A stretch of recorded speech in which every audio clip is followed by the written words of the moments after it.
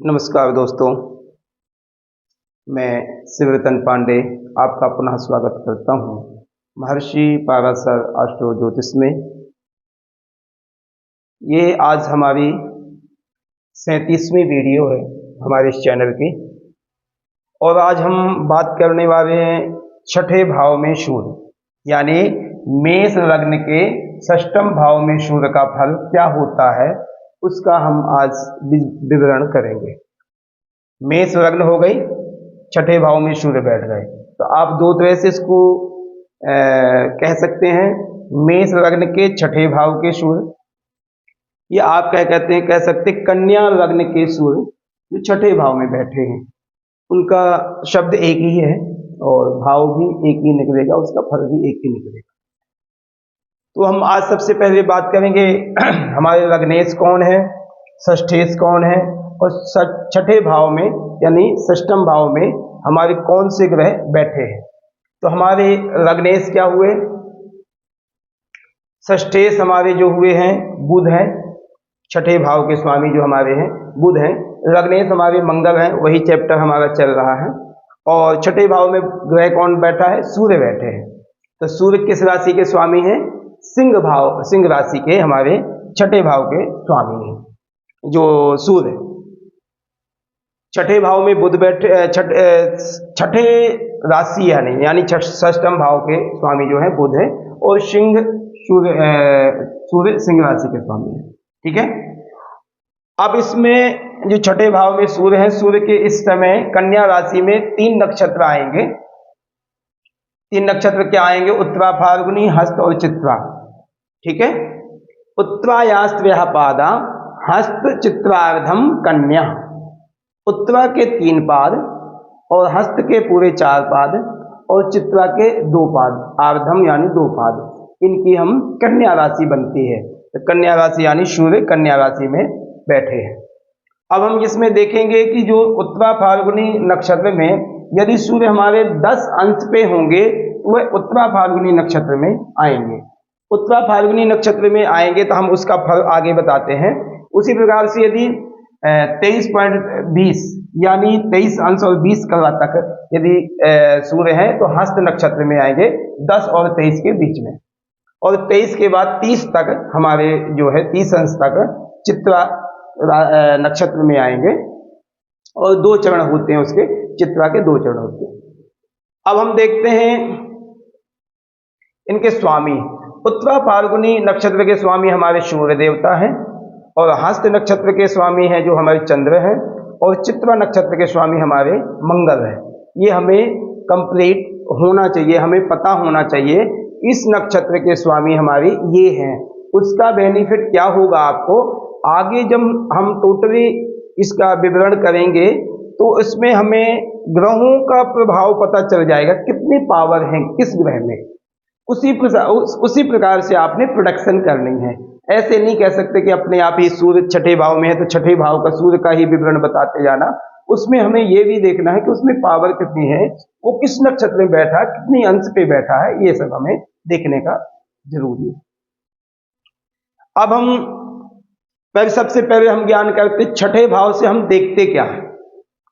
छठा भाव हमारा है शत्रु भाव, रोग भाव, कष्ट भाव, चिंता संदेह भाव, मामा का घर है, ठीक है ना, दुश्मन का घर है, गुप्त शत्रुओं का घर है।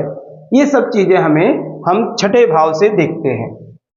ठीक है, अब छठे भाव के स्वामी क्या है, हमारे बुध है।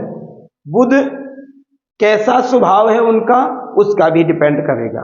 उसके बाद अब हम ये देखेंगे सूर्य छठे भाव में बैठे हैं तो सूर्य कहाँ के हमारे चैप्टर में, हमारे 12वें भाव में कहाँ के स्वामी हैं, तो वो हमारे पंचम भाव के स्वामी हैं।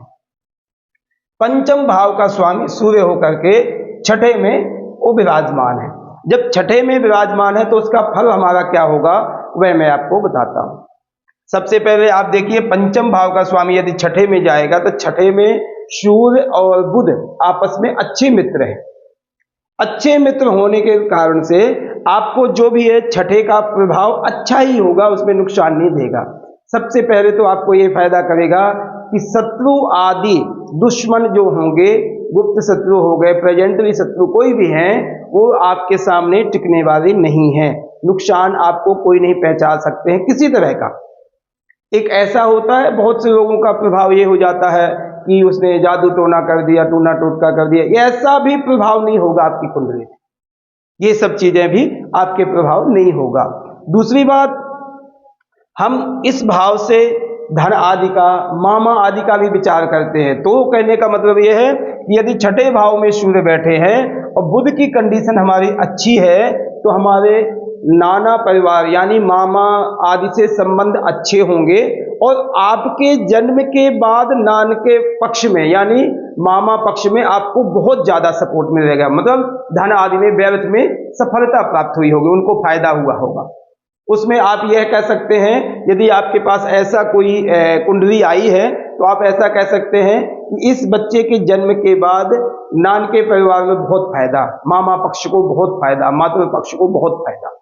तो ये सब चीजें आप प्रोटेक्शन कर सकते हैं, क्योंकि छठे भाव में सूर्य बैठे हैं और छठे और बुध का संबंध अच्छा है। मगर उसमें हमें यह देखना है कि बुध की स्थिति हमारी जो है ना, यहीं बैठे हों, बहुत अच्छी बात है। या नीच राशि में ना बैठे हों, क्योंकि नीच राशि में यदि बैठे होंगे तो वहां से संबंध इनके आपस में अच्छे नहीं होंगे, बुध खुद पावरफुल नहीं होंगे, तो आपको यह नुकसान करेंगे। यह भाव से हम बीमारियां आदि देखते हैं। यदि हमारा बुध अच्छा है, सूर्य अच्छा है, दोनों की अच्छी स्थिति है, तो हमें हॉस्पिटल आदि बहुत कम जाना होगा, बीमारियां आदि कम आएंगी, हेल्थ हमारी लगभग ठीक रहेगी। नहीं, यदि हमारा बुध अच्छा नहीं है तो हमें बीमारियों ने घेर लिया होगा और उसमें हमें नुकसान करेगा, हॉस्पिटलिटी में ज्यादा खर्च हमारा होगा। ठीक है, तो सूर्य यहाँ पर हमें अच्छा प्रभाव दिखाई दे रहे हैं। सूर्य थोड़ा सा मुख में यानी बोलने में सहनशीलता कम होती है, तो ऐसे में दुश्मन के लिए तो बेस्ट रहेगा कि दुश्मन दब जाएगा, डर के मारे दब जाएगा, सूर्य के प्रकाश से ही वैसे दब जाएगा। तो ये चीजें तो आपको बेनिफिट देंगी, मगर बेनिफिट आपको मातृ पक्ष यानी मामा पक्ष से फायदा तो करेगा धन आदि में, मगर आपको थोड़ा सा अपनी वाणी में मधुरता रखना पड़ेगा, थोड़ा कंट्रोल रखना पड़ेगा नान के पक्ष में, परिवार में, मामा आदि के लिए। क्यों?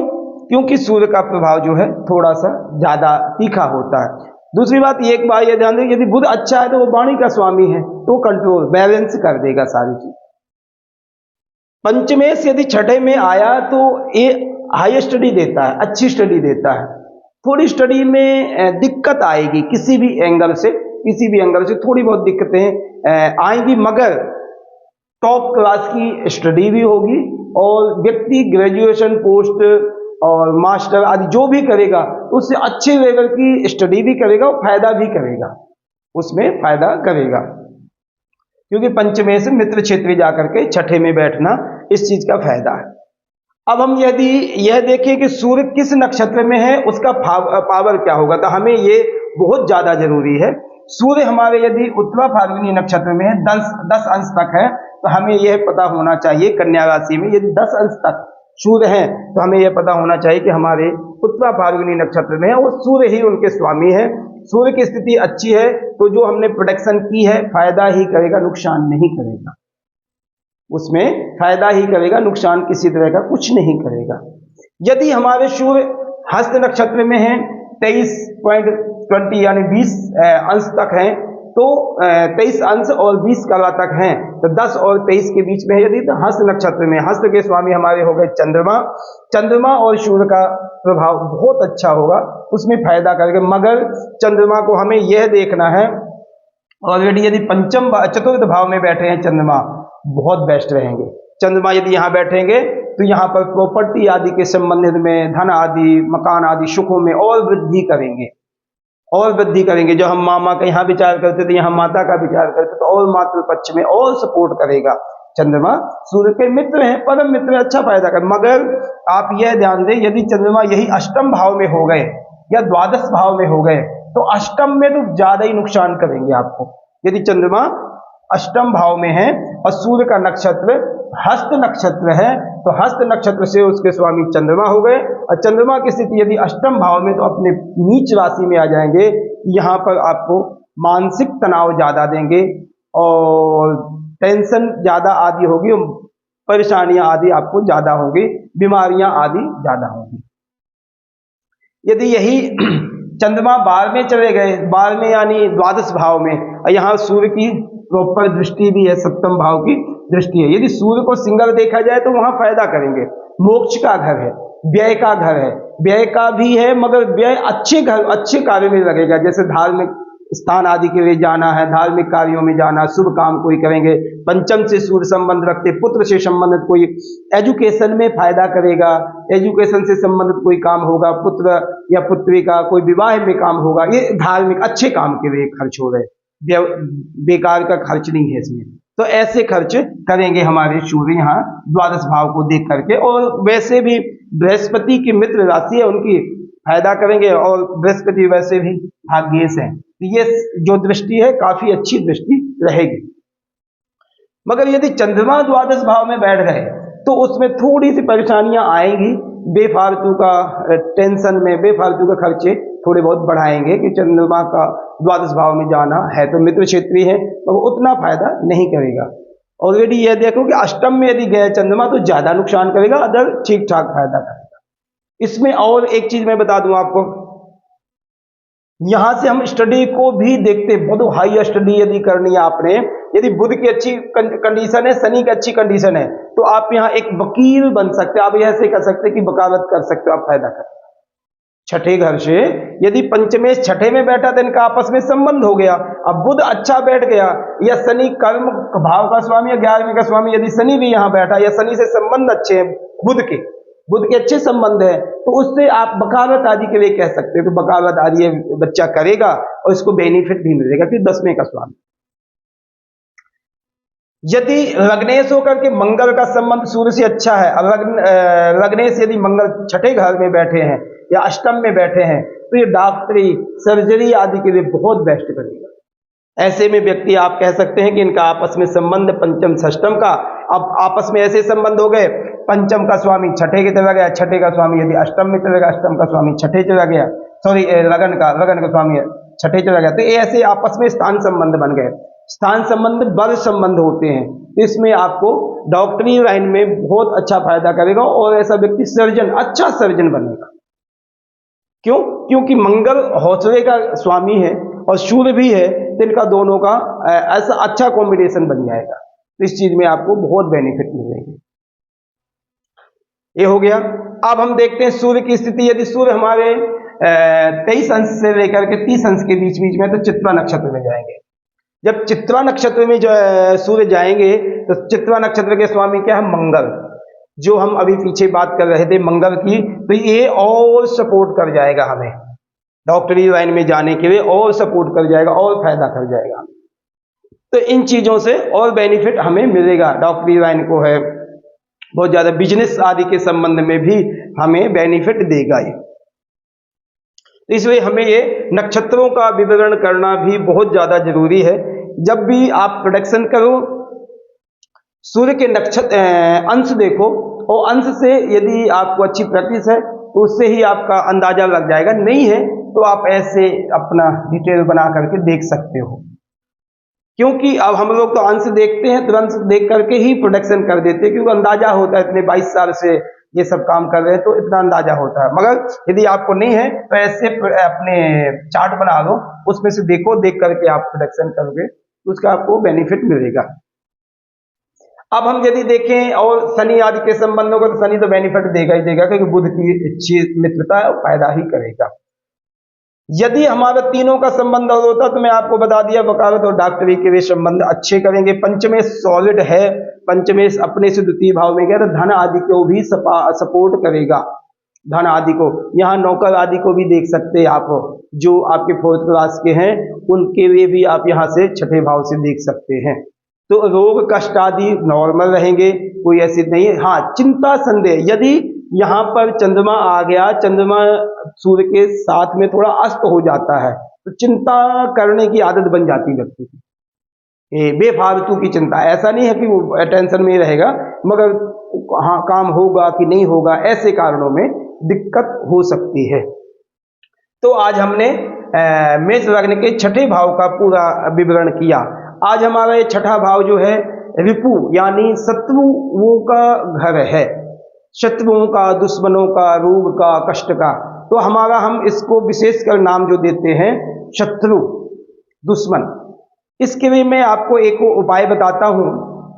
वैसे तो मैं प्रयास करूंगा कि कोई किसी का शत्रु ना परेशान करे। आदि यदि कोई किसी तरह की दुश्मनों आदि से परेशानियां हैं या कोई शत्रुता आपसे करता है तो बहुत शॉर्टकट है, अपनी सेफ्टी रखो, दूसरे को कुछ नहीं करना। हम अपनी सेफ्टी कर सकते हैं।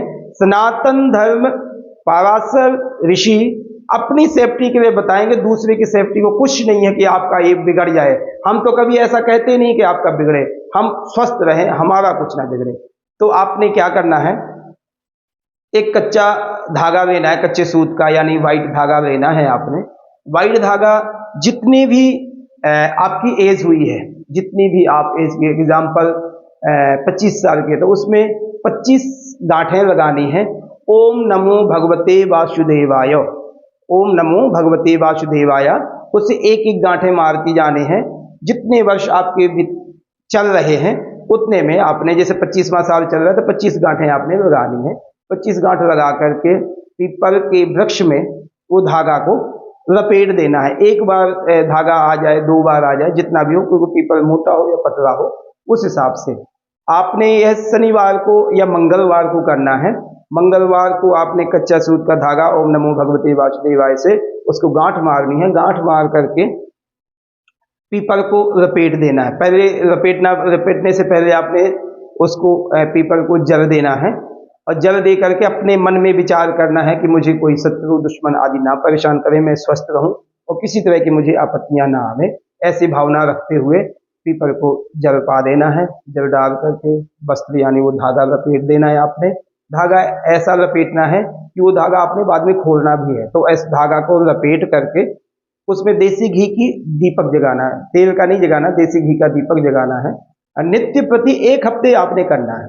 यदि आपने सैटरडे से स्टार्ट किया तो सैटरडे, और मंगलवार से स्टार्ट किया तो मंगलवार, ठीक है। 1 हफ्ते तक करके नित्य प्रति उसको जल पा करके और दीपक जगा के नमस्कार करना है, प्रणाम करना है, वहां पर बोलना है कि हमें दुश्मन आदि शत्रु आदि ना परेशान करें। उसके बाद आपने क्या करना है, उस धागा को जब 8 दिन हो जाएंगे तो 8वें दिन आपने उसको खोल देना है, और खोल करके अपने हाथ में, बाजू में, गले में कहीं भी उसको बांध लो। उसको बांधने के बाद आपने कभी भी यह दिक्कत नहीं आएगी कि आपको कोई दुश्मन आदि, कोई शत्रु आदि, जैसे बहुत से लोग जाते आते हैं, किसी तरह का कोई एक्सीडेंट या परेशानियां, हेल्थ वास्ते बहुत ज़्यादा ऐसी परेशानियां आपको नहीं होंगी। मगर आपने ये बात का ध्यान देना है, नित्य प्रति 8 दिन तक वहां पर बैठ करके जब जोत जगानी है, जल छोड़ना है, तो ओम नमो भगवते वासुदेवाय का 21 बार, 31 बार कम से कम वहां पर बैठ करके पाठ करना है। भगवान जी से प्रार्थना करनी है। पीपल में ब्रह्मा विष्णु महेश तीनों का वास होता है।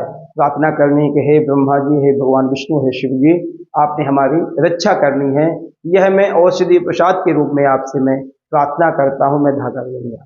ये नित्य प्रति आपने ये 8 दिन तक करना है। 8 दिन के बाद अपने हाथ में ये बांधिए। बांध करके निश्चिंत होकर के आप घूमिए। कोई किसी तरह की कोई आपत्तियां, आपको परेशानियां, दुश्मन आदि, शत्रु आदि आपको कभी परेशान नहीं कर सकते हैं।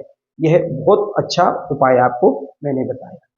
तो आज हमारी यह चैप्टर समाप्त हो गया। मैं आपसे रिक्वेस्ट करूंगा कि आप महर्षि पराशर एस्ट्रो ज्योतिष को ज़्यादा से ज़्यादा आप सपोर्ट करें, लाइक करें, कमेंट करें और सब्सक्राइब करें। इन वीडियो को ज़्यादा से ज़्यादा आप देखें, जिससे आपको बेनिफिट होगा, आपको ज्ञान होगा। सब ज्ञानवर्धक चीज़ें आपको दिखाई जा रही हैं, तो आप इसको देखिए। धन्यवाद, नमस्कार।